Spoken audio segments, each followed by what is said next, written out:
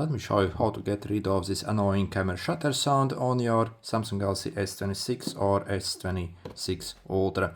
So unfortunately, if you go in the settings, there's really no way how to disable the sound, which is completely ridiculous because on other phones we can't do that.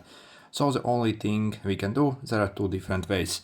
First, you can simply place your phone in a do not disturb mode, so the silent mode, and if you take pictures, so you see it doesn't produce sound. And the second way is we can also go in the settings, in the sounds and vibrations, system sounds, and dial this all the way down. So you see, if you disable it, if you also take a picture, for example, I see there's also no sound.